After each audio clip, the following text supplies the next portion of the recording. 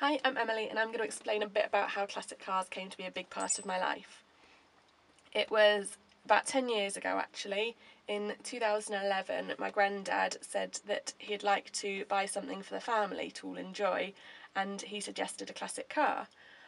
I didn't really know much about classic cars at all, but we all thought it'd be a brilliant idea, so it was just a case of deciding what car we went for. Someone suggested a Morris Minor, but with my limited car knowledge, I just thought they were quite common. You saw a lot of them on the road still, so for our first car it'd be nice to get something a bit more unusual. So we went to view a 1952 Ford Prefect E493A model, the sit-up and beg type. It was really good condition, beautiful interior, lovely paintwork, so a deal was made and Monty came home to live with us. It was brilliant fun. Mum and Grandad would take it in turns to drive him to all the shows. We did a show most weekends. But obviously in the end they both wanted to drive him and it was sort of getting harder and harder to share. So the following year, in June 2012, Grandad decided to buy a second classic car for the family. This time we did end up getting a Morris Minor. It was actually advertised in our local paper in the for sale adverts, because it was only a few villages away. So we went to view her. She was a 1969 Trafalgar Blue convertible, and fell in love straight away and bought her. And then for ages it would be Grandad driving the Prefect to the shows and Mum would drive the Morris Minor, and would go and convoy everywhere. It was brilliant. But unfortunately we eventually got to the point where Grandad was unable to drive the Prefect anymore, so he had to stop that, and it was around that time that I started taking over driving the Morris Minor, and Mum would drive the Prefect to shows. And then after years of driving Maisie, in 2016 I just decided to attend my first proper Morris Minor event, because we'd only sort of done local shows up until this point. So I went to the MMOC National Rally, I think it was in Derby that year, and that's actually where I met Tom, my boyfriend, and lots of other lovely people who are still friends today. So at this point I'd been the sole driver of Maisie for a few years now. Now I had Tom, who was able to maintain her for me. So it was at this point that Grandad decided to sign the logbook over to me so that Maisie was officially mine. So that was absolutely brilliant, and she's a car that will stay with me. I will never sell that car. Other cars have come and gone since then. My second classic car was a 1970 Austin 1300, who I named Alice. It was actually bought by Tom, and he owned it for about a month, did it up, got it roadworthy, and decided he was going to sell it on. But of course I'd named her, I didn't want her to go, so he ended up having to give her to me. So after a month she became mine, and then I owned her for nearly 2 years. And actually when she did go I sold her to a good friend, so I've still seen her around, which has been lovely. But about a year and a half into ownership, because I was a member of the ADO 16 club, I spotted another car come up for sale, a 1966 Wolseley 1100, who I'm currently sat in.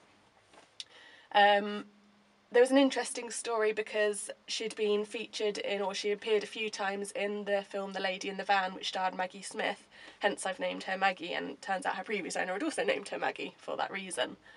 And then we did quite a lot of work restoring Maggie. There's actually a previous video on my YouTube channel, so if you want to know more you can go check that out. But then when I had both of them on the road, I thought it was a bit silly. I didn't need 2 ADO 16s. It was time for Alice, the original one, to move on. So that's when I sold her. And then shortly after I saw an advert for a Spitfire, and I'd always kind of fancied a Spitfire.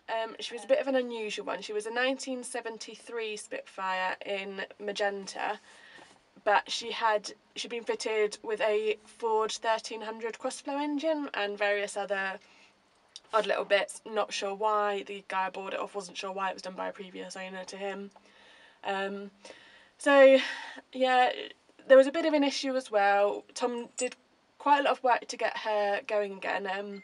She needed new brake suspension, new tyres and various other bits, which I didn't think we were going to get done for ages, but Tom actually surprised me on my birthday that year, having got everything sorted. So on my birthday we were able to take her out for a drive, which was absolutely amazing.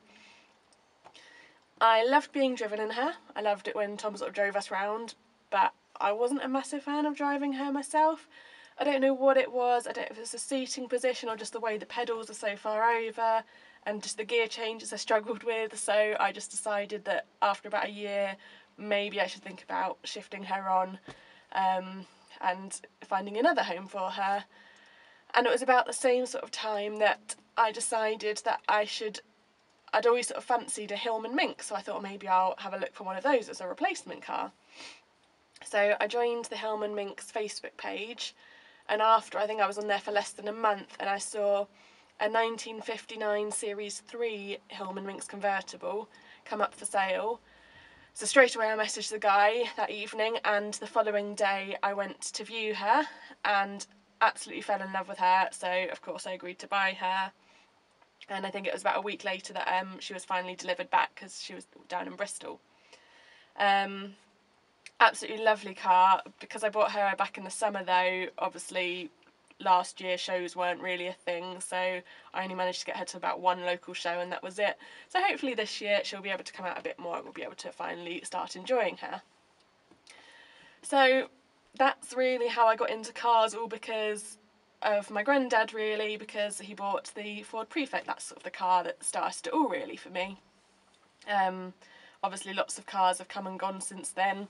Tom's got quite a few of his own cars. There's quite a few Morris Minors and a few other different ones, and my mum actually met my stepdad through classic cars as well at a car show, so they've got a nice collection themselves as well. So I'm always around classic cars, which is brilliant. Also, another part of my interest is I illustrate classic cars. It all started about the time we got the cars, I suppose, really. When we would go to shows, I would take a little sketchbook with me and I would always be sat there just doodling away, scribbling away, drawing all the cars that were around us. Always got lots of people coming over to see what I was doing, which was lovely. And also around the similar time, I suppose, I was at sixth form where I did an art diploma, and I pretty much incorporated cars into every project I could. And actually when I went for my interview at uni to study illustration, I was told in my interview that I wasn't able to draw cars forever. However, I did still manage to sneak some in, of course. And then it was probably around 2016 that I just sort of started experimenting a bit and started working on a digital style, which is the style that I still use today, which I get lots of commissions for. People commission me to illustrate their own classic car, or I've had a few car clubs get in touch about designing Christmas cards and various things like that for them, which is brilliant. So that's what I do in my spare time. I illustrate classic cars. If you want to have a look at pictures or get in touch, I do have a website which is artandcars.co.uk, so you can go check that out. But yeah, so that is how I got into classic cars. Thank you so much for watching.